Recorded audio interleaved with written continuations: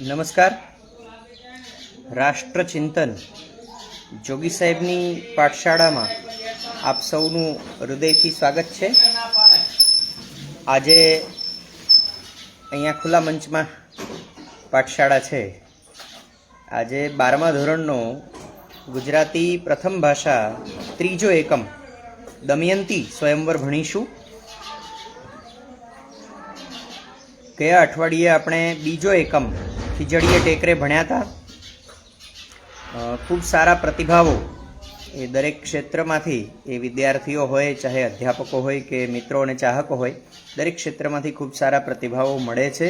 એટલે આ વર્ગખંડ, આ પાઠશાળા આગળ ચલાવવાનું મન થઈ રહ્યું છે, મન બની રહ્યું છે અને વધારે આ પાઠશાળાને અપગ્રેડ કરવાનો પ્રયત્ન કરીશ, સતત કરતો રહીશ. અને આપ પણ સૂચન કરશો, મને ઘણા સૂચનો મળે છે. એ બધા સૂચનો પર અમલ કરીને આ પાઠશાળાને કુલ મળીને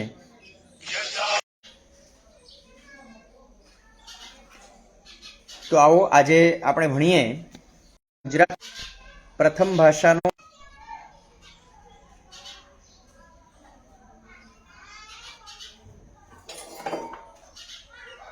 ધોરણ 12 ગુજરાતી પ્રથમ ભાષાનો ત્રીજો એકમ દમયંતી સ્વયંવર, જે એક આખ્યાન ખંડ છે. આખ્યાન એ મધ્યકાળનું મનોરંજક સાહિત્ય સ્વરૂપ હતું, જે લોક મનોરંજન માટે, જનમનોરંજન માટે એ પ્રબળ માધ્યમ હતું. જેમ આજે ફિલ્મોનું માધ્યમ છે અથવા કહીએ કે મોબાઈલનું માધ્યમ છે, એમ એ સમયમાં મધ્યકાળમાં આખ્યાન એ સર્વસુલભ એ મનોરંજનનું સાધન હતું. એ અનેક આજે જેમ કથાકારો, કથાવાચકો ખૂબ છે અને ઠેર ઠેર કથાઓના આયોજનો થાય, એ પ્રકારે આખ્યાનના આયોજનો થતા. આખ્યાન એ મૂળ ગેય સ્વરૂપની વાર્તા છે. એને ગાઈને રજૂ કરવાની હોય. 11મા ધોરણના એક એકમના સંદર્ભમાં મેં કહ્યું હતું કે આખ્યાનનો પિતા ભાલણ છે, કારણ કે ભાલણની કૃતિમાં સર્વપ્રથમ આખ્યાનનું સ્વરૂપ, આખ્યાનના બીજ એ જોવા મળે છે. એ આખ્યાનને સુપ્રસિદ્ધ કરવાનું કામ પ્રેમાનંદે કર્યું છે. એટલે ઘણા સમય સુધી તો પ્રેમાનંદને જ આખ્યાનનો પિતા એ માનવામાં આવતો, પણ થોડો સુધારો આપણે કરીએ તો આખ્યાનનો પિતા ભાલણ છે. પણ પ્રેમાનંદે એ આખ્યાનને એટલું બધું પુષ્ટ કર્યું છે કે આપણે પ્રેમાનંદને આખ્યાનનો જન્મદાતા પિતા નહીં તો પાલક પિતા તો કહી જ શકીએ, કારણ કે આખ્યાનને પ્રેમાનંદે જેટલું પુષ્ટ કર્યું છે, જેટલું પ્રચલિત કર્યું છે, એટલું કોઈએ કર્યું નથી. લોકો સુધી, લોકોને સમજાય એ ભાષામાં આખ્યાનને પ્રેમાનંદે પહોંચાડ્યું છે. એટલે પ્રેમાનંદ છે એ આખ્યાન સમ્રાટ છે. પ્રેમાનંદ રસ સમ્રાટ પણ છે, કારણ કે પ્રેમાનંદના આખ્યાનોમાં એ બધા જ રસોના વર્ણન એ ક્રમશઃ અથવા પ્રસંગોપાત, પ્રસંગને અનુરૂપ એ જોવા મળે.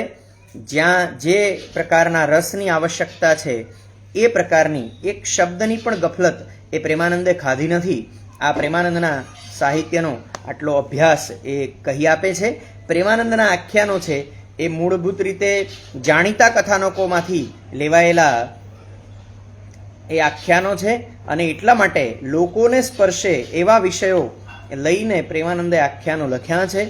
દમયંતી સ્વયંવર એ નળ રાજાના જીવનનો પ્રસંગ એ વર્ણવે છે. અને નળ રાજાને એવું કહેવાય છે કે નળ રાજા એ રામના પૂર્વજ છે. રામની આગળની કોઈ પેઢીમાં નળ રાજા થયા છે. એમનો દમયંતી સાથેનો એ પ્રેમ પ્રસંગ છે. અને એમની જે આખી કથા છે, એમની જીવન કથા એ નળ આખ્યાનમાં પ્રેમાનંદે વર્ણવી છે. એ નળાખ્યાનમાંથી એક હિસ્સો એટલે દમયંતીના સ્વયંવરનો હિસ્સો દમયંતીના પિતા ભીમક રાજાએ પોતાની કન્યાને માટે સ્વયંવર યોજ્યો છે. સ્વયંવર એ આપણે જાણીએ છીએ, આપણે ઘણા બધા કથાનકોમાં, ઘણી બધી પૌરાણિક પ્રાચીન કથાઓમાં આ સ્વયંવરની કથા સાંભળી છે કે કોઈ પણ કન્યા છે એ લગ્નને લાયક થાય એટલે એને પોતાનો વર પસંદ કરવાની આઝાદી મળે.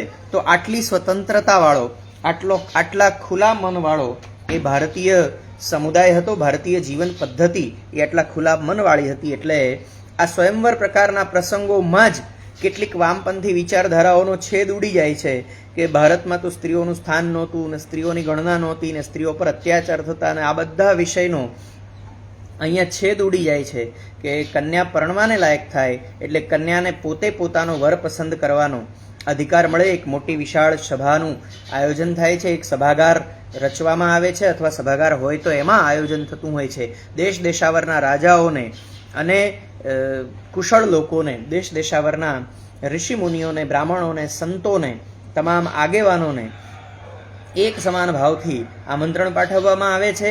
ખૂબ લોકો આ સ્વયંવર જોવાને માટે આવતા હોય છે. સ્વયંવરનું આયોજન થાય એટલે લગ્ન ઈચ્છુક જેટલા પણ યુવાનો છે એ સૌ છે એમના આસનો નિશ્ચિત થાય, એ બધા આસન પર બેસે છે. એમની સાથે એમના સહાયકો હોય. સ્વયંવરની પ્રથા એવી કે કન્યા જે છે એનો ઉચિત સમય થાય ત્યારે હાથમાં વરમાળા લઈને અથવા પોતાની હાથણીને સાથે લઈને કે હાથણીની સૂંઢમાં વરમાળા હોય અથવા કન્યા પોતે પોતાના હાથમાં વરમાળા લઈને નીકળે અને એક પછી એક જેટલા પણ કુમારો એ લગ્ન લાયક, લગ્ન ઈચ્છુક કુમારો આવ્યા છે એ કુમારોના ગુણદોષ વગેરે સાંભળીને, એમના પરાક્રમોની કથાઓ સાંભળીને, એમના રૂપગુણના વર્ણનો સાંભળીને, એમને નજરે જોઈને પછી એ રાજકુમારી પોતાને ઈચ્છુક વર એ પસંદ કરે અને એના ગળામાં વરમાળા પહેરાવે. બાકીના લોકો છે એ રંગે ચંગે પ્રસંગ માણી અને ઘેર જાય. જેને વરમાળા પહેરાવી હોય એ વરરાજાને પરણીને લગ્ન કરીને કન્યા છે એના ઘેર જાય. આ પ્રકારની આપણે ત્યાં સ્વયંવરની પ્રથાઓ હતી. આ સ્વયંવર એ દમયંતી માટે યોજાયો છે. એની પહેલાંની કથા છે પણ અહીંયા એ ઉપયુક્ત નથી. આપણે માત્ર ને માત્ર દમયંતી સ્વયંવરની વાત જે આપણા આખ્યાન ખંડમાં આપણે ભણવાની છે એટલી વાત આપણે ભણીએ અને સમજવાનો પ્રયત્ન કરીએ. એક ખાલી પૂર્વ ભૂમિકા આપને એટલી કહી દઉં કે નળ રાજાને દમયંતી સાથે જ પરણવાનું છે એ નિશ્ચિત છે. એના પિતા ભીમક રાજાએ એ સ્વયંવરનું આયોજન કર્યું. એની સૂચના એક હંસ નળ રાજા પાસે લઈને જાય છે અને હંસને નળ રાજા સૂચન મોકલે છે કે કહેલા સમયે હું પહોંચી જઈશ ને આ પ્રકારના વસ્ત્રો પહેરીને હું સભામાં આવી જઈશ.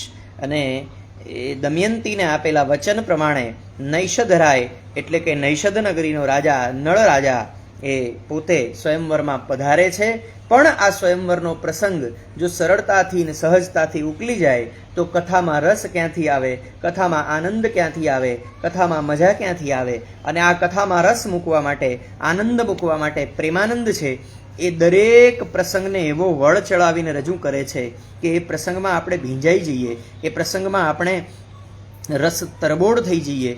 એ પ્રકારે પ્રેમાનંદ દરેક પ્રસંગને વ્યક્ત કરે છે. નાનકડી ઘટનાને પણ એટલી વિશાળતાથી એ પ્રેમાનંદ રજૂ કરી જાણે છે કે પ્રેમાનંદની આ આખ્યાન કળાને લીધે જ પ્રેમાનંદ સમર્થ આખ્યાનકાર, સર્વથા સમર્થ આખ્યાનકાર તરીકે પ્રસિદ્ધિ પામ્યા છે. તો આવો જોઈએ પ્રેમાનંદનું આખ્યાન, એનો આખ્યાન ખંડ દમયંતી સ્વયંવર. અને દમયંતી સ્વયંવરના પ્રસંગને, નાનકડા પ્રસંગને પણ કેવો વળ ચડાવીને એ પ્રેમાનંદ રજૂ કરે છે. ખૂબ સુંદર શરૂઆત છે. મન ઈચ્છા નૈષધ રાય તણી, કન્યા ગઈ નળરાય ભણી. સભા ભરાયેલી છે.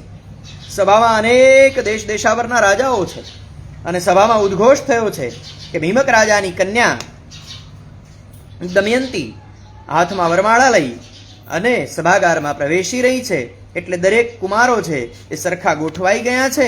આની પહેલાનું જે વર્ણન છે એમાં ખૂબ સુંદર વર્ણન એ પ્રેમાનંદે કર્યું છે. આ જે આખ્યાન ખંડ આપણે ભણી રહ્યા છીએ એની આગળના આખ્યાન ખંડમાં એ દરેક લગ્ન ઈચ્છુક યુવાન, દરેક લગ્ન ઈચ્છુક રાજકુમાર છે કે કોઈ પોતાનું માથું સરખું કરી રહ્યા છે, કોઈ અરીસામાં ચહેરો જોઈ રહ્યા છે, કોઈ જરા પોતાના સહાયકને બોલાવીને પોતાના કપડાં ઠીક કરી રહ્યા છે, કોઈ પાન ખાઈ રહ્યા છે, કોઈ અત્તર છાંટી રહ્યા છે.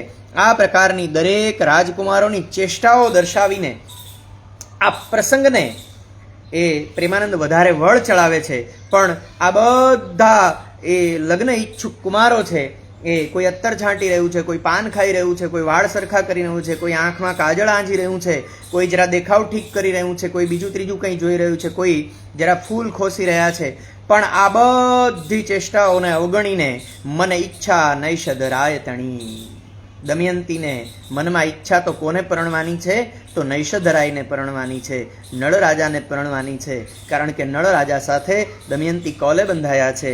દમયંતીએ જ સંદેશ મોકલ્યો હતો કે તમે એ સ્વયંવરમાં આવજો અને આ તરફ ઊભા રહેજો, હું તમને વરમાળા પહેરાવીશ. આ વચન પ્રમાણે નૈષધરાય એટલે કે નળ રાજા એ આવ્યા છે.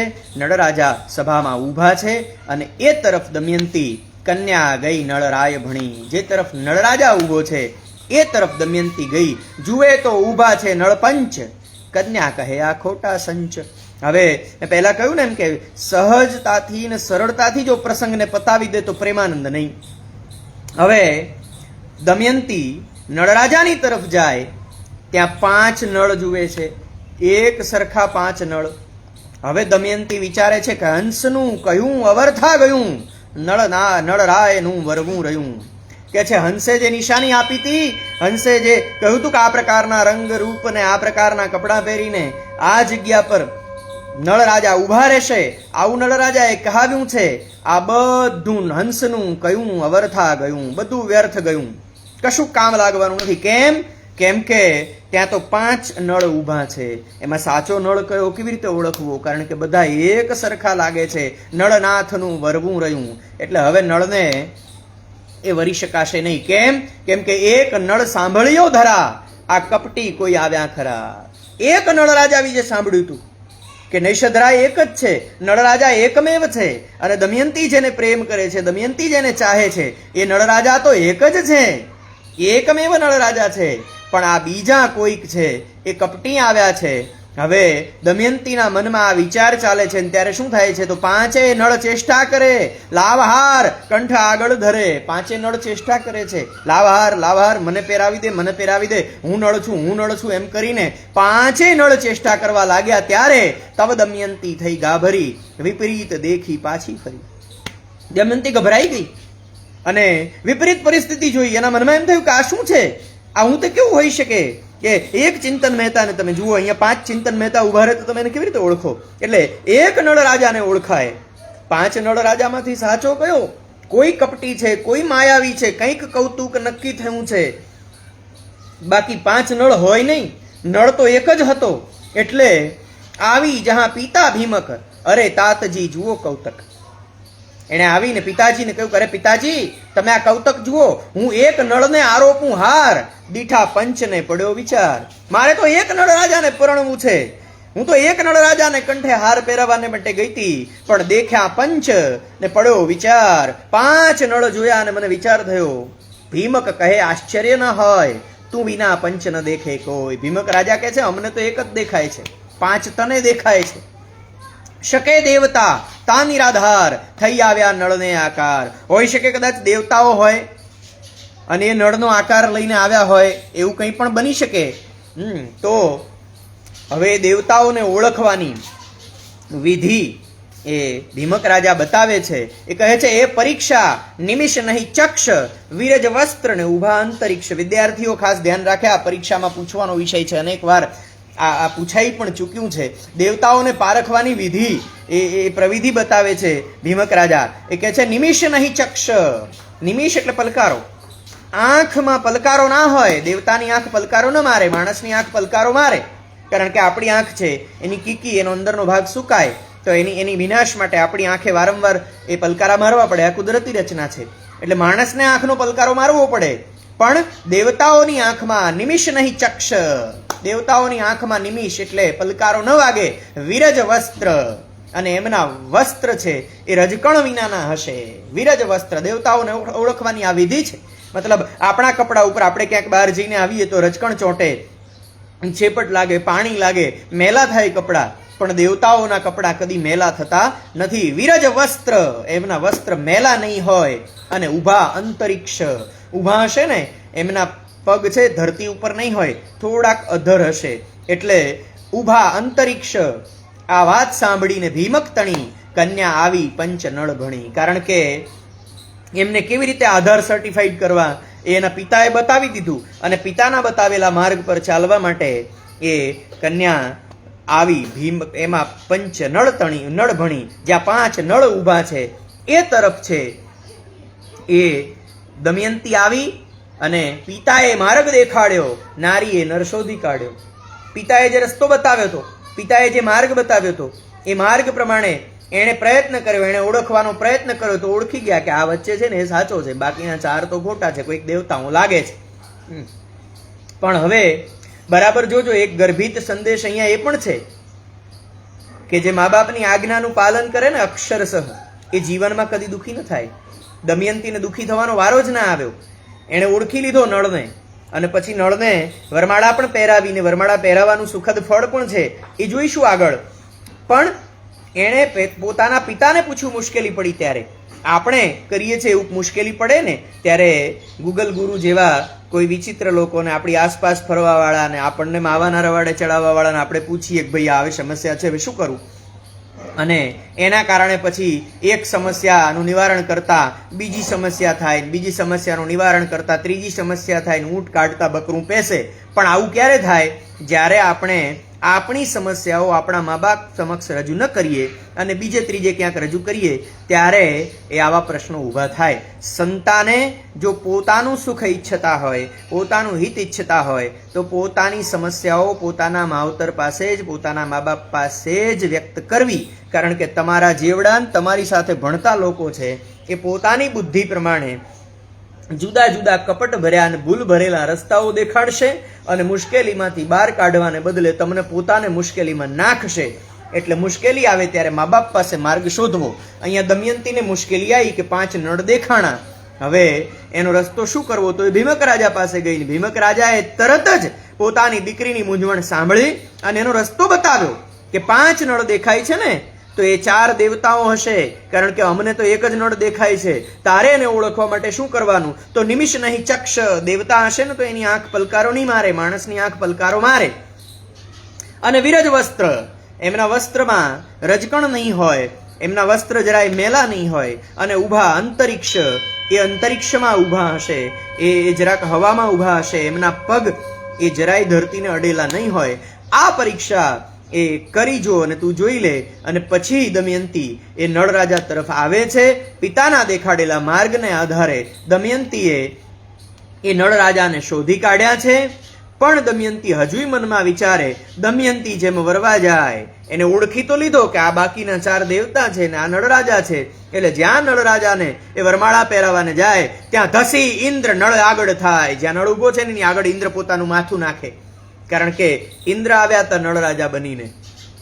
કેમ આવ્યા તે એની વાત એ આગળ જોઈએ. પ્રેમાનંદ એ ગજબના કથાકાર છે, પ્રેમાનંદ ગજબના કલ્પનાકાર છે. પ્રેમાનંદની કલ્પનામાં, પ્રેમાનંદની કથામાં આ જ મજા છે. અને પ્રેમાનંદના આખ્યાનને મધ્યકાળના લોકોએ ભરી ભરીને માણ્યા છે. એનું કારણ પણ આ છે. એ આગળની ઘટનામાં આપણે જોઈએ તો દમયંતી જેમ વરવા જાય, ધસી ઇન્દ્ર નળ આગળ થાય, એક એકને આગળ કરે, લેવા માળ કંઠ આગળ ધરે. 4 દેવતાઓ છે ને એકબીજાના કંઠ આગળ ધરે છે, એકબીજાનું માથું આગળ ધરે છે. પેલાને ધક્કો મારીને પેલો આવી જાય, પેલાને ધક્કો મારીને પેલો આવી જાય, બધાય પોતપોતાના માથા આગળ કરે છે. સંચન આવે રે ફરી, થઈ દમયંતી ગાભરી. હવે શું કરવું? કે અસલ જે નળ રાજા છે એ ઊભો છે એમને, અને બાકીના જે પેલા 4 દેવતાઓ નળ રાજાનું સ્વરૂપ લઈને આવ્યા છે એ પોતાનું માથું આગળ કરે છે. દમયંતી ગભરાઈને ઊભી રહી, એ કંઈ કરતી નથી. પણ હવે જુઓ પ્રેમાનંદની જે અસલ મજા છે અહીંયા છે. ઇન્દ્રે મનમાં શાપ્યો હુતાશન. અગ્નિદેવે ઇન્દ્રને આમ ધક્કો માર્યો ને એટલે ઇન્દ્રએ મનમાં શાપ આપ્યો. કેવો શાપ આપ્યો? કે વાંદરા જેવું વદન, તારું મોઢું વાંદરા જેવું થજો. અગ્નિએ જાણ્યું ઇન્દ્રનું કાજ. અગ્નિને એમ થયું કે હા, મારું મોઢું વાંદરા જેવું થયું, આ શાપ મને ઇન્દ્રએ આપ્યો. એટલે અગ્નિએ કહ્યું કે રીંછ મુખો થજો મહારાજ. મહારાજ એટલે અહીંયા ઇન્દ્ર કે છે, ઇન્દ્રનું મોઢું કેવું થઈ જાય? રીંછનું થઈ જાય. વરુણે શાપ મનમાં દીધો, જમને માંજાર મુખો કીધો. વરુણ રાજાએ શાપ દીધો. કોને દીધો? તો જમરાજાને દીધો. અને કેવો કીધો? માંજાર મુખો. માંજાર એટલે બિલાડો. વરુણ દેવે શાપ આપ્યો અને યમરાજને બિલાડાના મોઢાવાળા કર્યા. અને ધર્મ અંતર ઈચ્છું એવું વરુણનું મુખ થયું શ્વાનના જેવું. જમરાજાએ શાપ આપ્યો વરુણને, કેવો? કે જા તારું મોઢું શ્વાનનું થઈ જાય. શ્વાન એટલે કૂતરાનું થઈ જાય. તો રીંછ વાંદર, શ્વાન માંજાર, કન્યા કહે વર રૂડા ચાર. હવે જો 1 મિનિટ પહેલા, 30 સેકન્ડ પહેલા એ દમયંતી ગભરાઈ ગઈ. પણ આ એની ગભરાટની વચ્ચેની ઘટના જે પ્રેમાનંદ ઊભી કરે છે કેટલી અદ્ભુત છે. 4 દેવતાઓ પરસ્પર એકબીજાને શાપ આપે છે. એકનું મોઢું રીંછ જેવું છે, એકનું મોઢું વાનર જેવું છે, એકનું બિલાડા જેવું છે, એકનું કૂતરા જેવું છે. અને આ વાતની દમયંતી હસી ઉડાવે છે. દમયંતી કહે છે, રીંછ વાંદર શ્વાન માંજાર, કન્યા કહે વર રૂડાચાર. વાહ, ગજબના વર છે. બાકી એક રીંછ મુખો છે, એક માંજાર મુખો છે, એક શ્વાન મુખો છે.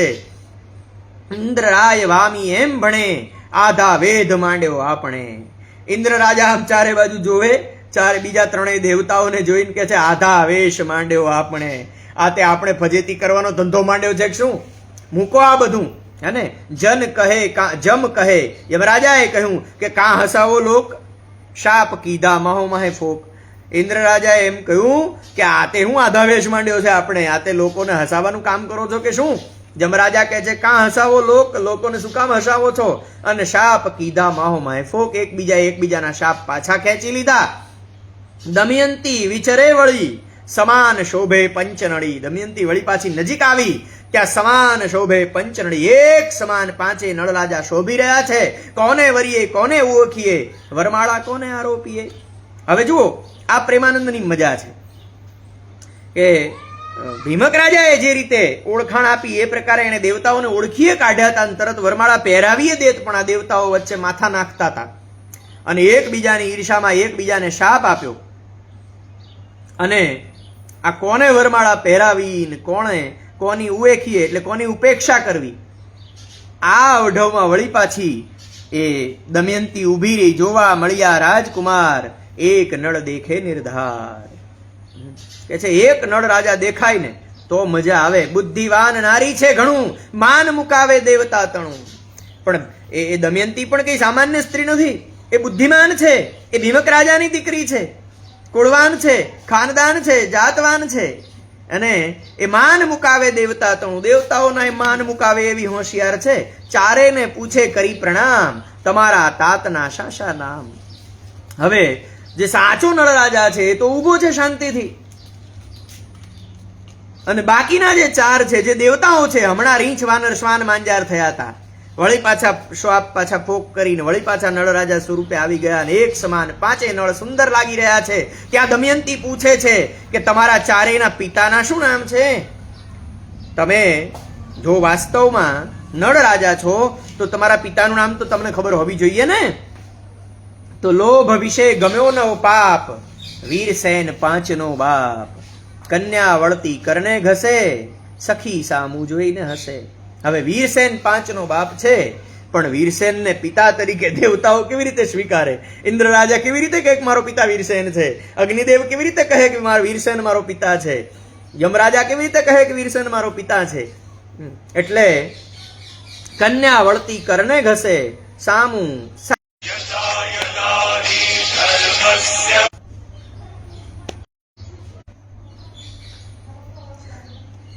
સખી કહે શું ઘેલા થયા, શું કપટ રૂપને વળગી રહ્યા. દમયંતી હસીને સખી સામે જોવે છે, એટલે સખી કહે છે ઘેલી થઈ કે શું? તું તો કહેતી હતી ને નળરાજાને તારે વરમાળા પહેરાવાની છે, તો શું આ ચારેના બાકીના કપટી રૂપ જોઈને તને એના ઉપર મોહ ઉપજ્યો કે શું? બીજા પુરુષ રૂપના ધામ, સાંભળો કહું દેશ દેશના નામ. સખી કહે છે મૂક આને, નળરાજાને મૂક, તને 5 નળ દેખાય છે તો નળરાજાને જવા દે, અને હું તને બીજા દેશ દેશાવરના રાજાઓના નામ કહું, અને તું એમને પરણજે. પણ તોય કન્યાને ન ગમ્યું કોઈ, ફરી પંચનળને જોઈ. દાસીએ ફરી ફરીને એક રાજાના ગુણ ને એના અવગુણ ને બધું, એના પરાક્રમ ને એના ફલાણા યુદ્ધ ને ઢીકણા યુદ્ધના બધી વાત દાસીએ કરી, પણ તોય કન્યાને ન ગમ્યું કોઈ, ફરી પંચનળને જોઈ. ફરી 5 નળને જોઈ રહી છે. હું નળ 5 ઉછરે, પણ કન્યા કોને નવ વરે. હું નળ છું એમ 5 બોલી રહ્યા છે, પણ કન્યા કોઈને વરતી નથી. નારદજી અંતરિક્ષ આવ્યા, ઇન્દ્રાણી આદિને તેડી લાવ્યા. હવે નારદજી પણ અંતરિક્ષમાં રહીને આ ખેલ જોતા હતા. એમને થયું કે હવે જો નળરાજાને દમયંતી ઓળખી લેશે ને વરમાળા પહેરાવી દેશે તો બરાબર કથામાં રંગ નહીં જામે. પ્રેમાનંદ અહીંયા નારદજીનો ઉપયોગ કરે છે, અને નારદજી અંતરિક્ષમાં ઇન્દ્રાણી અને વગેરે ચારેય દેવતાઓની પત્નીઓને લઈને આવે છે. ચારેય દેવની ચારેય નાર, ગગનેથી દીઠી ભરતાર. ચારેય દેવતાઓની ચારેય પત્નીઓએ અંતરિક્ષમાંથી પોતાના પતિને જોયા, અને નારદજીએ કહ્યું ખરું કે જુઓ આ તમારા પતિદેવ, તમે છો ને તોય એમણે દમયંતીને પરણવાને માટે જમું છે. લજ્જા પામ્યા લોભ ગણું, એ કારજ નારદ ગણું. ચારેય દેવતાઓ લજ્જા પામ્યા, પણ નારદજી એ આ ચારેય દેવીઓને લઈ આવ્યા ત્યારે આવું થયું. કન્યાએ દીઠી દેવાંગના, એમ જાણીને માંડ્યાવના. કન્યાએ જોયું કે અંતરિક્ષમાં એ ચારેય દેવીઓ આવી છે, તો નક્કી આ ચાર દેવતાઓ એમના પતિદેવો હોય, અને આ ચારેય દેવતા હોય તો મારે એમને આજીજી કરવી પડે, માને વિનંતી કરવી પડે. એટલે હવે દમયંતીની ભાષા બદલાય છે. દમયંતી કહે છે, અમે અલ્પજીવ કરૂપ, તમો ભારેખમ ભવના ભૂપ. અમે અલ્પજીવ કરૂપ, અમે અલ્પજીવ છીએ. અમારું જીવન કેટલું, અમારું આયુષ્ય કેટલું, તો વધી વધીને 100 વર્ષ. પણ તમે તો દેવતાઓ છો, તમે તો યુગો સુધી જીવનારા છો, યુગાંતરો સુધી જીવનારા છો. તમો ભારેખમ ભવના ભૂપ. ભારેખમ ભવના ભૂપ મતલબ તમારા આયુષ્ય તો હજારો લાખો વર્ષના હોય, અને તમારે અમારા જેવા 100 વર્ષના ટૂંકા આયુષ્ય વાળા મનુષ્ય સાથે થોડા લગ્ન કરવાના હોય. અમો અલ્પજીવ કરૂપ, અમે તો અલ્પજીવ છીએ, અને અમે પાછા કદરૂપાય છીએ. કારણ કે દેવતાઓની જે સુંદરતા છે એની આગળ મનુષ્યની સુંદરતા તો કાંઈ નથી. કારણ કે મનુષ્યને પણ જો દેવતા ગણીએ તો મનુષ્ય તો દેવતાનો અંશ માત્ર છે, અને અંશ માત્રમાં કંઈ સુંદરતા પૂર્ણ ના હોય. પૂર્ણ સુંદરતા જોવી હોય તો દેવતાને જોવા પડે, પરિબ્રહ્મ પરમેશ્વરને પિતાને જોવા પડે. એમાં જોઈએ તો પૂર્ણ સુંદરતા શું છે એ ખબર પડે. ભગવાનના ભુવન મોહિની સ્વરૂપને જોઈએ તો એની ખબર પડે. મર્યાદા પુરુષોત્તમ સ્વરૂપને જોઈએ તો પરમાત્માની સુંદરતાની ખબર પડે. દેવરાજ ઇન્દ્રને સિંહાસન પર બેઠેલા જોઈએ તો દેવતાની સુંદરતાની ખબર પડે. કામદેવના સ્વરૂપને જોઈએ તો દેવતાની સુંદરતાની ખબર પડે. પણ આ આખી ઘટના એ દમયંતી કલ્પનાથી કહે છે કે અમે અલ્પજીવ કરૂપ, તમો ભારેખમ ભવના ભૂપ. અમે તો અલ્પજીવ છીએ અને પાછા કદરૂપા છીએ. તમે તો ભારેખમ ભવના ભૂપ, તમે તો મોટા જીવનના રાજા છો. તમારું જીવન તો ખૂબ લાંબુ છે. તમે તો યુગો સુધી, યુગાંતરો સુધી જીવનારા છો. અમો જમ જરાથી ત્રાસીએ, પૂજનિક તમને ઉપાસીએ. અમો જમ જરાથી ત્રાસીએ. અહીંયા જમથી ત્રાસવું એટલે મૃત્યુ, અને જરા એટલે વ્યાધિ, શરીરની ઉપાધિ, બીમારીઓથી અમે ત્રાસીએ. અમને બીમારી આવે, અમને મરણ પણ આવે, અને એ તકલીફ ઊભી થાય, શરીરની પીડા ઊભી થાય, ત્યારે અમે તમને આરાધીએ છીએ. અમે તો દેવતાને એ વંદન કરીએ છીએ. તમે અમને ભીમક રાજન, હું તમને પુત્રી સમાન. અહીંયા દમયંતીની હોશિયારી જુઓ. એ ચારેય દેવતાઓ જે નળનું સ્વરૂપ લઈને આવ્યા છે એને એ દમયંતી કહે છે કે તમે અમારે માટે ભીમક રાજા સમાન છો, અમે તમારી પુત્રી સમાન છીએ. એટલે તમારે અમને પરણવાનો વિષય ન કરાય, તમારે અમને આશીર્વાદ અપાય. એટલે ઇન્દ્ર વરુણ વનહી જમરાય, શોભ્યો મંડપ જય જય થાય. જ્યાં આ દેવતાઓને ઓળખીને, દેવતાઓને હાથ જોડીને એ દમયંતી આજીજી કરે છે, દમયંતી વિનંતી કરે છે કે હું તો તમારે માટે પુત્રી સમાન છું, તમે મારે માટે ભીમક રાજાને સમાન છો. એવું કહીને ભર્યા ચક્ષ લાજ્યા દેવને થયા પ્રત્યક્ષ. આગળ કહ્યું ને કે માન મુકાવે દેવતા તણું. દમયંતીએ માન મૂક્યું છે દેવતાઓનું, માન મુકાવ્યું છે દેવતાઓનું, અને દેવતાઓ લાજ્યા અને લજ્જાથી પ્રસન્ન થયા. ઇન્દ્ર વરુણ વહની જમરાય, શોભ્યો મંડપ જય જય થાય. ચારે દેવતાઓ પ્રત્યક્ષ થયા, મંડપ શોભી ઉઠ્યો છે.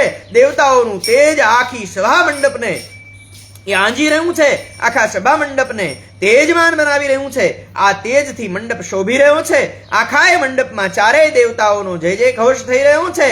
નળને તે થયા તુષ્ટમાન, દેવ કહે માંગો વરદાન. નળ રાજાને આ દેવતાઓ પ્રસન્ન થયા છે અને કહે છે વરદાન માંગો. બે વર આપે સુરરાજ, સહેજે નળનું સરિયું કાજ. ચારેય દેવતાઓ બે વરદાન આપે છે. વિદ્યાર્થીઓને ખાસ વિનંતી છે, આગ્રહભરી વિનંતી છે કે આ 8 વરદાન બરાબર યાદ રાખજો. કયા દેવતાના કયા વરદાન છે એ પણ તમે યાદ રાખજો.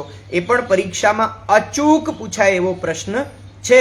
નળ રાજાને ચારેય દેવતાઓએ કયા કયા વરદાન આપ્યા, આ પ્રકારે, અથવા અલગથી શબ્દોનો ફેરફાર હોઈ શકે, પણ પ્રશ્ન આ જ હોય. દર વખતે લગભગ પૂછાય એવો આ પ્રશ્ન છે. ક્યારેક વિકલ્પમાં નીકળી જતો હોય છે, પણ પૂછાય તો છે જ. એટલે આ પ્રશ્નની અવગણના બિલકુલ ન કરતા. નળને થયા તુષ્ટમાન, દેવ કહે માંગો વરદાન. ચારેય દેવતાઓએ વરદાન માંગવા કહ્યું. બે વર આપે સુરરાજ. ઇન્દ્ર રાજાએ પહેલા 2 વરદાન આપ્યા છે. સહેજે નળનું સરિયું કાજ. નળ રાજાને એ પરણવા આવ્યો હતો અને 8 વરદાન મળ્યા, એટલે એને તો સોનામાં સુગંધ વળ્યા જેવું થયું. દેવતાઓ પણ જેના લગ્નમાં આવ્યા એ કેવો સદભાગી. હવે જુઓ કયા કયા વરદાન આપ્યા છે. તો કમળ માળ આપી સુરરાય, લક્ષ વર્ષ નવ સુકાય. કમળની માળા આપી છે અને કહ્યું છે કે આ માળા 1,00,000 વર્ષ સુધી સુકાશે નહીં, એવી ને એવી જ રહેશે. કમળ માળ આપી સુરરાય, લક્ષ વર્ષ ન સુકાય, 1,00,000 વર્ષ સુધી ન સુકાય એવી કમળ માળા આપી. અને બીજું વરદાન ઇન્દ્ર રાજા આપે છે, અશ્વ મંત્ર આપ્યો રાજન, દિન એકે હિંડે શત જોજન. અશ્વ મંત્ર મતલબ એવો મંત્ર આપ્યો છે કે મંત્ર બોલીને અશ્વના કાનમાં ફૂંક મારે અને પછી એ અશ્વ દોડે તો 1 દિવસમાં 100 યોજન જેટલું દોડીને આવે. 1 યોજન એટલે કદાચ 8 માઇલ, લગભગ 24 કિલોમીટર જેટલું અંતર છે. ચોક્કસ માપ મને ધ્યાનમાં નથી, પણ 1 યોજન એટલે 8 માઇલ, લગભગ 24 કિલોમીટર જેટલું અંતર થાય. એટલે 1 દિવસમાં 100 યોજન જેટલું ચાલી અને પહોંચી શકે, પહોંચાડી શકે એવો પવનની ગતિથી ચાલે, પવન વેગથી ચાલે એવો અશ્વ મંત્ર એ આપ્યો કે ગમે તેવા અશ્વના કાનમાં આ મંત્ર ફૂંકી દેશે તો એ અશ્વ પવન વેગી થઈ જશે. એવો મંત્ર એ ઇન્દ્રરાજ આપે છે. ઇન્દ્રરાજાના 2 વરદાન આપણે બરાબર યાદ રાખવાના છે. એક કમળની માળા જે 1,00,000 વર્ષ સુધી સુકાવાની નથી એવી, અને એક એવો અશ્વ મંત્ર આપ્યો કે જે અશ્વ મંત્ર કોઈ પણ ઘોડાને પવનવેગી બનાવી દે અને એ ઘોડો 1 દિવસમાં 100 યોજન સુધી દોડી શકે. એ પ્રકારના આ 2 વરદાન એ ઇન્દ્ર રાજા નળને આપે છે. કહે અગ્નિ નહીં દાઝે તું, જ્યાં સમરે ત્યાં પ્રગટું હું. અગ્નિ કહે છે કે તું જ્યાં સ્મરણ કરીશ ને ત્યાં હું પ્રગટી જઈશ, ત્યારે કોઈ માચીસ કે ચકમકની જરૂર પડશે નહીં. તું જ્યાં સ્મરણ કરીશ ત્યાં હું પ્રગટીશ. હવે યુદ્ધ કળામાં નળરાજાને કોણ હરાવી શકે? બરાબર યુદ્ધ ચાલતું હોય અને નળરાજા અગ્નિદેવનું સ્મરણ કરે અને સામેની સેના દાઝવા માંડે તો એને વગર લડે પણ જીત હાંસિલ થઈ જાય. આવું વરદાન એ અગ્નિદેવે આપ્યું. અને બીજું વરદાન એ આપ્યું કે નહીં દાઝે તું હોય, તું દાઝીશ નહીં અગ્નિમાં, ગમે એવો અગ્નિ હશે તને દઝાડશે નહીં. ધર્મ કહે ભોગવે રાજભોગ, ત્યાં લગી નહીં પૂરમાં રોગ. યમરાજાએ કહ્યું કે તું જ્યાં સુધી રાજભોગ ભોગવીશ ને, તું જ્યાં સુધી રાજ સિંહાસન પર રહીશ ત્યાં સુધી તારા પૂરમાં એટલે કે તારા નગરમાં, તારું રાજ્ય જ્યાં છે ત્યાં સુધી કોઈ પણ વ્યક્તિને રોગ નહીં આવે. જે કરશે તારી કથા વાંચના, તેને ન હોય જાચ જચના. યમરાજ કહે છે કે તારા રાજ્યમાં કોઈને બીમાર તો નહીં જ થવા દઉં, પણ આ તારી કથા જે વાંચશે એને પણ કોઈની આગળ હાથ નહીં જોડવો પડે. જાત જચના કરવી એટલે આજીજીઓ કે વિનંતીઓ કરવી પડે. તારી કથા જે વાંચશે એને પણ કોઈની જાચ જચના નહીં કરવી પડે. એવા આશીર્વાદ એ અહીંયા યમરાજાએ નળને આપ્યા. હવે વરુણદેવનો વારો છે. વરુણદેવ કહે છે, સાંભળ રે નળરાય, સુકો વૃક્ષ નવ પલ્લવ થાય. હે નળરાજા, મારા તને આશીર્વાદ છે કે જા, તારા રાજ્યમાં મારી કૃપાથી સુકો વૃક્ષ હશે તો એ 9 પલ્લવ, પલ્લવ એટલે પાન, તો નવા પાંદડાથી એ તરત શોભી ઉઠશે. અને સુકાયેલું વૃક્ષ હશે તો પણ એને નવા પાંદડા આવી જશે. સમર્યું જળ ઉપજે તત્કાળ, અને તું જ્યાં સ્મરણ કરીશ ત્યાં જળ ઉપજશે, તું જ્યાં સ્મરણ કરીશ ત્યાં પાણી નીકળશે. આપણને ખ્યાલ છે કે વર્ષો પહેલા આપણે ત્યાં પાણીની ખૂબ સમસ્યાઓ હતી અને એ પાણીની સમસ્યાઓમાંથી બહાર નીકળવાને માટે આપણા બાપ દાદાઓ છે એ વાવ બનાવડાવતા, કુવા બનાવડાવતા, તળાવો બનાવડાવતા. આજે પણ ઘણી પૌરાણિક પ્રાચીન વાવ અહીંયા છે. આ નળ દમયંતી જેની કથા આપણે ભણી રહ્યા છીએ એ દમયંતીની વાવ પણ અહીંયા અમારે ત્યાં પાટડીથી નજીક ખારાગોડા, અને ખારાગોડાથી અંદર રણની તરફ જઈએ ત્યારે ત્યાં નળેશ્વર મહાદેવનું સુંદર મંદિર છે. અને એ મંદિરના પ્રાંગણમાં જ સુંદર મજાની જૂની દમયંતીની વાવ છે. એની સાથે પણ દમયંતીની કથા જોડાયેલી છે. નળરાજા દ્વારા એ મહાદેવજીની સ્થાપના કરેલી છે એનો પણ ઉલ્લેખ છે. અને ત્યાં આ 4 દેવતાઓની પ્રતિમાઓ પણ છે. એટલે કદાચ આ ઘટના એ સમયે અહીંયા ઘટી હોય એવું પણ બનવા સંભવ છે, કારણ કે એ પ્રકારની બધી જ જગ્યાઓ અહીંયા ખારાગોડાના રણમાં જ છે. અમારે ત્યાં કોઈ પણ વ્યક્તિ પ્રવાસે આવે તો પાટડી, ખારાગોડા, કોઈ પણ આજુબાજુના ગામડાના કોઈ વ્યક્તિને પણ કહેશો તો એ નળેશ્વર મહાદેવના આપણે દર્શન કરાવી દેશે. ઝીંઝુવાડાથી પણ નળેશ્વર મહાદેવ પહોંચવાનો સીધો રસ્તો છે. ત્યાં અન્ય એક પણ પૌરાણિક પ્રાચીન જગ્યા છે, પણ એની વાતો રણની પૌરાણિક અને પ્રાચીન જગ્યાઓ વિશે આપણે વાત પછી કરીશું. આપણે આખ્યાન ખંડ પર પરત આવીએ. વરુણદેવે જે 2 વરદાન આપ્યા છે એ કહે છે કે મારી કૃપાથી તારા રાજ્યમાં સુકાયેલા વૃક્ષો પણ હરિયાળા થઈ જશે અને સમર્યું જળ ઉપજે તત્કાળ. જ્યાં સ્મરણ કરીશ ત્યાં જળ એ ઉપજશે. 8 વર પામ્યો ભૂપાળ, પછી દમયંતીને આપ્યો વર. અમૃત શ્રાવ્યા હજો તારા કર. 8 વરદાન કરતા સૌથી મોટું વરદાન છે. વિદ્યાર્થી મિત્રો, બરાબર આ વરદાનને યાદ રાખજો. 8 વરદાન, ચારેય દેવતાઓએ 2 વરદાન છે એ નળરાજાને આપ્યા છે. દમયંતીને 9મું વરદાન આપતા દેવતાઓ કહે છે કે અમૃત શ્રાવ્યા હજો તારા કર, મતલબ તારા હાથ છે એ અમૃત શ્રાવ્યા થજો, મતલબ તારા હાથમાં એવું અમૃત હજો કે તારા હાથની રસોઈ એ સ્વાદિષ્ટ અને અમૃત સમાન બને. અને પછી સર્વે સ્તુતિ કરી દેવતા તણી, વિમાને બેસી ગયા સ્વર્ગ ભણી. બધાએ લોકોએ એ દેવતાઓની સ્તુતિ કરી છે, દેવતાઓની આરાધના કરી છે અને દેવતા વિમાનમાં બેસીને સ્વર્ગે ગયા છે.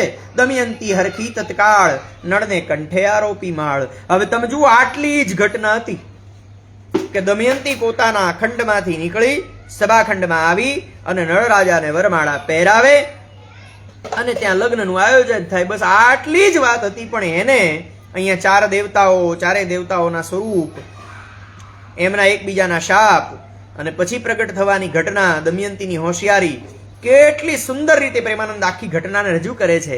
હવે પછી છેલ્લે બધા દેવતાઓએ ત્યાંથી રજા લીધી, લોકોએ સ્તુતિ કરી, દમયંતી આનંદમાં આવી, નળરાજાને એ વરમાળા પહેરાવે છે. સાધુ રાજા સર્વે રહ્યા, અદેખવા ઉઠીને ગયા. આ પ્રેમાનંદની મજા છે. પ્રેમાનંદ આમ ચૂટલો ભરીને હાસ્ય લઈ આવે છે. કે છે સાધુ એટલે કે સજ્જન લોકો હતા, એ રહ્યા. જે સજ્જન રાજાઓ હતા, જેને કોઈ એવું ઈર્ષા ભાવ નહોતો કે ઈ પરણી ગયો તો આપણે રહી ગયા એમ, એવા ભાવ વિનાના જે હતા, જે આ સત્યને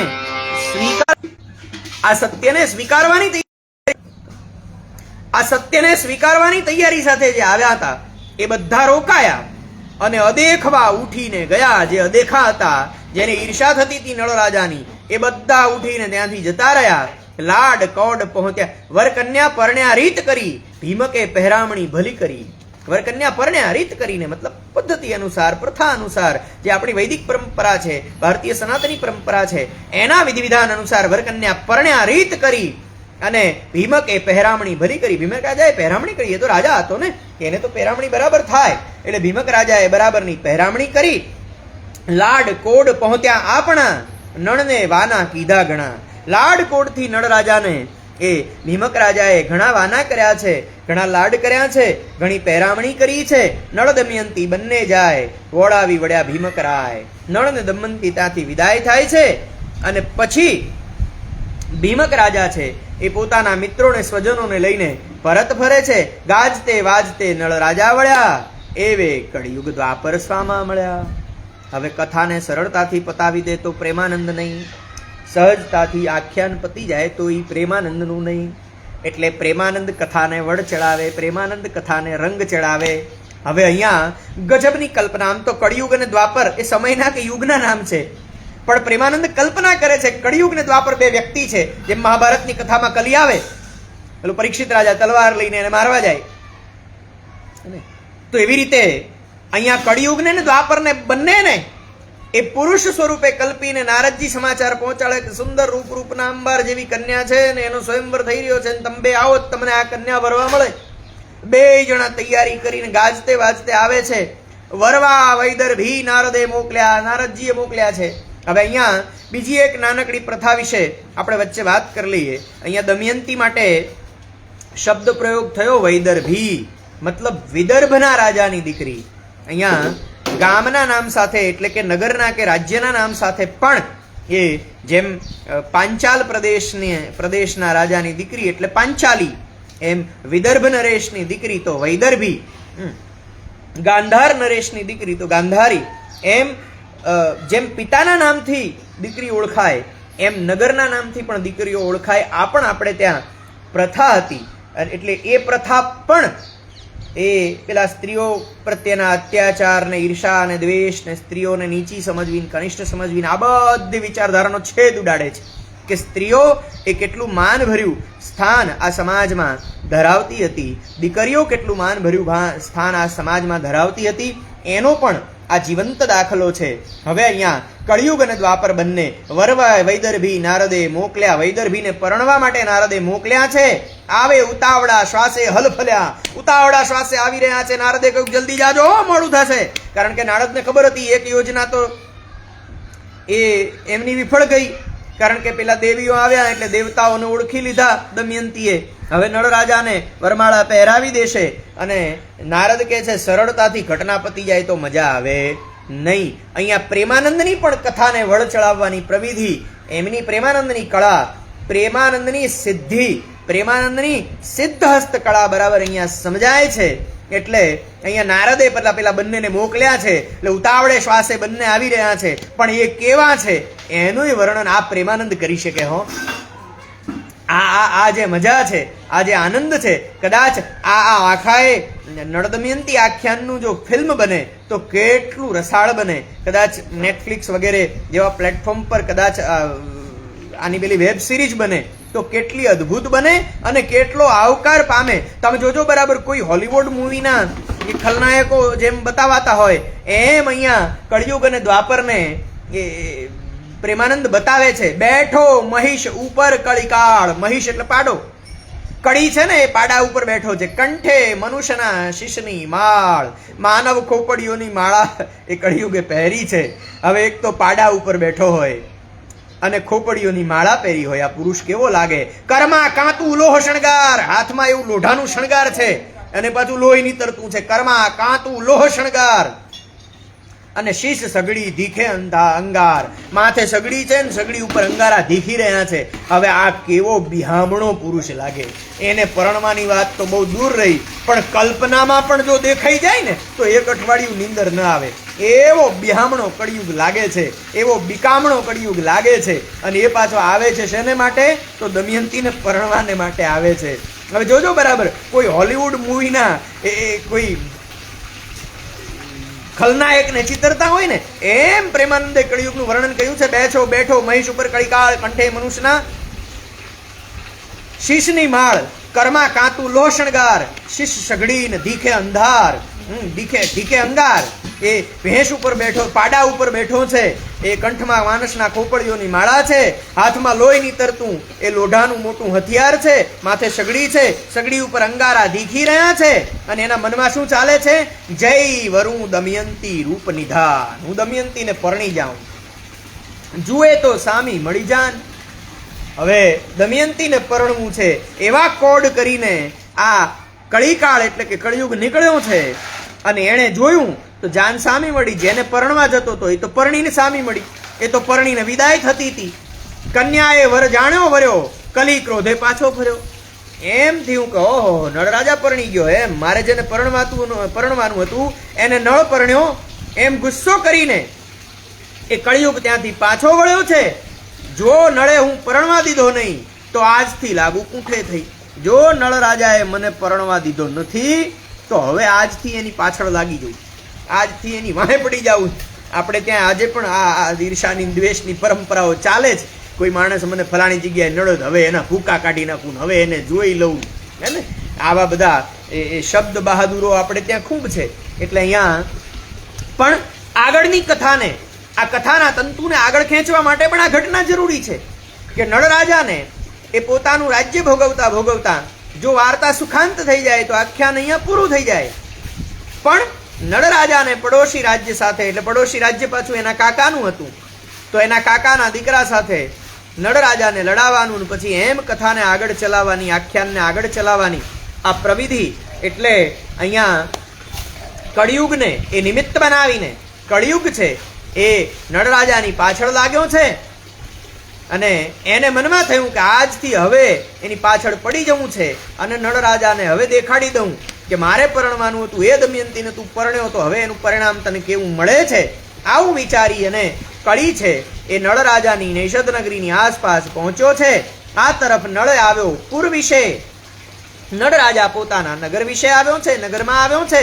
કર રાજ્ય નારી શું સુખે, પોતાની નારીને સાથે રાખીને એ સુંદર રાજ્ય ભોગવે છે.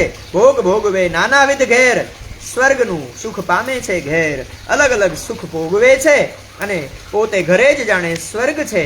અને બરાબર આમાંથી આપણે એ પણ બોધપાઠ લઈએ કે ઘરે જો પરિવાર સુખેથી રહે, પ્રેમથી રહે તો ઘરે જ સ્વર્ગ છે. સ્વર્ગની આનાથી ઉમદા વ્યાખ્યા બીજી કોઈ ન હોઈ શકે. પ્રભુ પત્ની એ વાધ્યો પ્રેમ, સાચવે તે બહુ સત્યને નેમ. એને પ્રભુ પ્રત્યે પણ પ્રેમ છે, ધર્મ પ્રત્યે પણ નેમ છે, પ્રજા પ્રત્યે પણ પ્રેમ છે, રાજ્ય ભોગવે છે, સુખરૂપ ભોગવે છે, રાજ્યને આદર્શ રીતે ચલવે છે અને પોતાની પત્નીને પણ પુષ્કળ પ્રેમ કરે છે. ચારે વર્ણ પાળે કુલ ધર્મ, ચાલે યજ્ઞાદિકનું કર્મ. ચારે વર્ણ કુલ ધર્મ પાળે છે. હવે આ પંક્તિને કેટલાક લોકો બદનામ કરવાનો પ્રયત્ન પણ કરે છે કે અહીંયા વર્ણાશ્રમની વાત છે ને એ ઉપર નીચેની વાત છે ને એવો કોઈ ઊંચ નીચ વાળો કોઈ વિષય નથી. અહીંયા ચારે વર્ણ પાળે કુલ ધર્મ મતલબ પોતાનું કામ પોતે કરે છે. બધા જેનું કામ ખેતીનું છે એ ખેતી કરે છે, જેનું કામ રક્ષાનું છે એ રક્ષા કરે છે, જેનું કામ ચિકિત્સા કરવાનું છે એ ચિકિત્સા કરે છે, જેનું કામ રાજ્ય ભોગવવાનું છે એ રાજ્ય ભોગવે છે. મતલબ ચારે, જેનું કામ શિક્ષણનું છે એ શિક્ષણ કરે છે, એ શિક્ષણ આપે છે. તો ચારે વર્ણ પાળે કુલ ધર્મ. ચારે વર્ણ છે એ કુલ ધર્મ પાડે છે. પોતાના ધર્મ મુજબ પોતાને જે કરવાનું છે એ ચારે વર્ણના લોકો એ પાળી રહ્યા છે અને રાજા પોતે પણ સત્યની નેમ સાચવીને રાજ્ય ચલાવી રહ્યા છે. એમે કલિયુગનું ચાલે નહીં, હિંડે છોડી જોતો અહીં તઈ. એ નગરની ચારે તરફ ફર્યા કરે છે, છીંડા શોધવાનો પ્રયત્ન કરે છે કે અહીંયા રાજા ક્યાંક ચૂપ કરે ને હું પહોંચી જાઉં, અહીંયા રાજા ચૂપ કરે ને હું પહોંચી જાઉં. નગર પૂંઠે ફેરા બહુ ખાય પણ સત્ય આગળ પ્રવેશ ન થાય. કળિયુગ આંટા મારે છે આમથી તેમ આમથી તેમ, પણ સત્ય જોડે કળિયુગનું કાંઈ ચાલતું નથી. આજના સમયમાં આપણે પણ આ બોધપાઠ લેવાની જરૂર છે. તો આપણા વ્યવહારમાં સત્ય હોય, આપણા વ્યવહારમાં નીતિ હોય, આપણા વ્યવહારમાં નિયમ હોય તો આપણું પણ કળિયુગ કાંઈ બગાડી શકે નહીં. પણ આપણે જ મનમાં પાપ લઈને ફરતા હોઈએ, મન મેલું લઈને ફરતા હોઈએ તો કળિયુગ આપણી અંદર જ આવી જાય. એમાં કાંઈ જરાય નવાઈની વાત નથી. પણ અહીંયા સત્ય આગળ કળિયુગનું કંઈ ચાલતું નથી. સહસ્ત્ર વર્ષ વહીને ગયા, 1000 વર્ષ થયા. દમયંતીને 2 બાળક થયા. દમયંતીને 2 બાળક થયા, જુડવા હે ને. જુગ્મ બાલક સંગાથે પ્રસવ્યા, પુત્ર પુત્રી રૂપે અભિનવા. જુગ્મ બાળક, જોડકા બાળકો થયા છે, પણ એક દીકરો છે ને એક દીકરી છે. હે આનાથી મોટું સુખ કયું હોય કે 2 સંતાનો પરમાત્મા આપે, એ પણ જોડિયા આપે. આપણે ત્યાં સૌરાષ્ટ્રમાં તો જીંડવાના કહીએ, જોડિયા બાળકો હોય ને તો જીંડવાના કહે. ઘણા લોકોને આ જીંડવા વાળો શબ્દ પાછો નહીં સમજાય. એટલે 2 જોડિયા બાળકો જન્મ્યા છે, એક દીકરો ને એક દીકરી છે. એટલે નળરાજા ઉપર દેવતાઓના 8 હાથ છે. ઉપરના પેલા 8 વરદાન પ્રમાણે એનું જીવન ચાલે છે. રાજ્યમાં કોઈ તકલીફ નથી, કોઈ સમસ્યા નથી, સુખરૂપે રાજ્ય ચાલે છે. નળ દમયંતી હરખે ઘણું, બાળક વડે શોભતું આંગણું. ખૂબ હરખી રહ્યા છે અને બાળકથી હવે આંગણું શોભી રહ્યું છે. એક દિવસ નળ ભૂપાળ મંગાવ્યું જળ, થયો સંધ્યાકાળ. સંધ્યાનો સમય થયો, હાથ પગ ધોઈને પૂજા કરવા બેસવાનો, સંધ્યા કરવા બેસવાનો સમય થયો. એટલે નળ રાજાએ પાણી મંગાવ્યું. રહી પાણી કોરી ધોતા પગ, કલજુગ પામ્યો પેઠાનો લાગ. એક પાત્રમાં પગ રાખીને એ નળ રાજા છે પગ ધોતો હતો, પણ પગની પાની કોરી રહી ગઈ. એના પર નળ રાજાનું ધ્યાન નથી અને કળજુગ પામ્યો પેઠાનો લાગ. કળજુગને થયું હા આ દોષ થયો, હવે અહીંથી પેસી જવાય. હવે જો કોઈ દેવતા આવીને મને પૂછે તો કહું કે સંધ્યા કરવા બેઠો હતો ત્યારે હાથ પગ ધોતો હતો, એમાં પાની કોરી રહી હતી, એટલે હવે મને કોઈ દોષ દઈ શકે નહીં. સંધ્યા વંદન કીધું રાજન, પ્રવેશ કળીનો તે સ્થાન.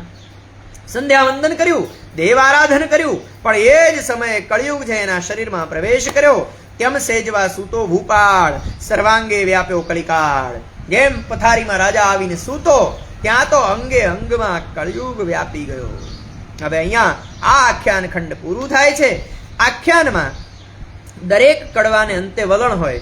વલણ એટલે એ સ્વરૂપ છે જેને આમ તો પ્રેમાનંદે જ વધારે નિખાર્યું છે કે ઉપર જે આખ્યાન ખંડ કયો એ કડવાનો સારાંશ અને આગલા કડવામાં વિષય પ્રવેશ કરવાને માટે આ વલણ એટલે એક કડી સ્વરૂપ, દોહરા જેવું એક નાનકડું કાવ્ય સ્વરૂપ છે જે 2 કડવાની વચ્ચે મુકાતું હોય છે.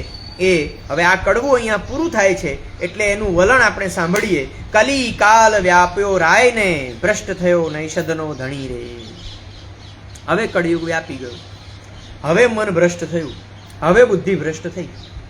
તો આપણે ત્યાં એવું કહેવાય અચ્છું સરસ મજાનું સારું ભલું કામ ચાલતું હોય અને કંઈક એવું કામ કરી બેસે કે એના કારણે બરબાદીનો રસ્તો શોધી કાઢે તો આપણે શું કહીએ કે આને કળિયુગ આવ્યો નક્કી, હે ને? સારું ભલું મજાનું કામ ચાલતું હતું ને આ પાછું આ ધંધો ક્યાં માંડ્યો એને, એટલે એક કામ ખોટું થઈ જાય ને તો લોકો કે કળિયુગ આવ્યો. એમ અહીંયા નૈષદ રાજાની પણ આ દશા થઈ છે કે કલી કાલ વ્યાપો રાય ને ભ્રષ્ટ થયો નૈષદનો ધણી રે.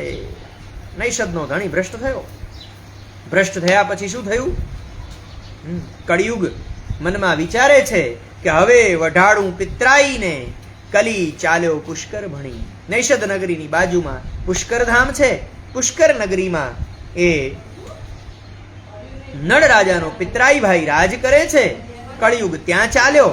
એને ખબર છે કે નળ રાજાનો જે પિતરાઈ ભાઈ છે એ તો આટલો બધો સાવધ નથી, સત્યના પક્ષવાળોય નથી, એટલે એનામાં જલ્દી પ્રવેશ કરી શકાશે. આ તરફ નળની બુદ્ધિ ભ્રષ્ટ થઈ, બીજી તરફ પુષ્કરના રાજાની મતિ ભ્રષ્ટ થઈ, જે નળ રાજાનો પિતરાઈ ભાઈ છે. અને પછી બંને વચ્ચે યુદ્ધની કથા છે એ આગળ આખ્યાનમાં ચાલે છે. પણ આપણે અહીંયા દમયંતીના સ્વયંવરનો આખ્યાન ખંડ ભણવાનો હતો. પ્રેમાનંદની વર્ણન કલા એ આપણે જોઈ, આપણે ભણ્યા. દમયંતના ચાતુર્યને પણ સુંદર રીતે વ્યક્ત કરે છે. દમયંતી પિતા પાસે ઉપાય માંગે એની પણ વાત આપણે વિગતવાર વિસ્તૃત જોઈ છે. વિદ્યાર્થીઓ માટે ફરી એકવાર કહું છું કે અસલી નળ રાજાને ઓળખવા માટે ભીમક રાજાએ દમયંતીને જે પ્રવિધિ બતાવી હતી એ પરીક્ષા એ તમારે બરાબર યાદ રાખવાની છે. નિમિષ નહીં ચક્ષ વિરજ વસ્ત્ર ઉભા અંતરિક્ષ 3 બાબતો છે. બિલકુલ સરળ છે, સહજતાથી યાદ રહી જશે. એટલે એક તો આંખમાં પલકારો ના હોય, આ વસ્ત્ર ઉપર રચકણ ના હોય, અને ઊભા હોય તો એના પગ ધરતીને સ્પર્શે નહીં, અંતરિક્ષમાં ઊભા હોય. આટલી ઓળખાણ એ આ દેવતાઓને ઓળખવાની છે. એ ભીમક રાજાએ એ દમયંતીને એ ઉપાય બતાવ્યો કે તું આટલું કર એટલે તને ઓળખાઈ જશે, કેમ કે તને 5 નળ દેખાય છે, અમને તો દેખાતા નથી.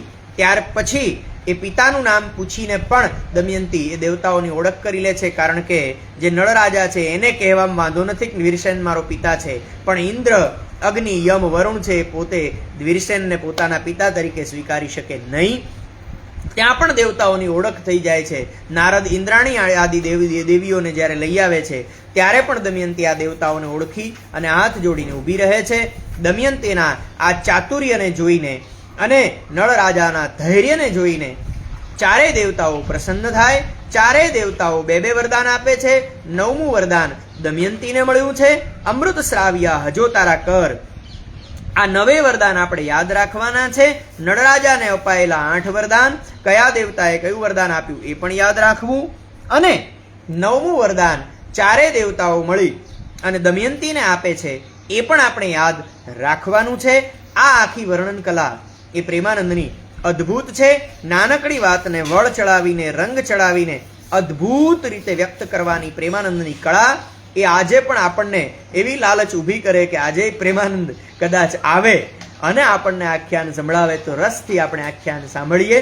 સૌ વિદ્યાર્થી મિત્રોને, ચાહકોને મારી આગ્રહભરી વિનંતી છે કે ધોરણ 12ના વિદ્યાર્થીઓ તો બોર્ડની પરીક્ષા પતે પછી, અને બાકીના ચાહકો પોતાને ઈચ્છા હોય ત્યારે, સમય હોય ત્યારે નજીકના પુસ્તકાલયમાં જઈ અને પ્રેમાનંદના આખ્યાનો એ મેળવીને વાંચશો.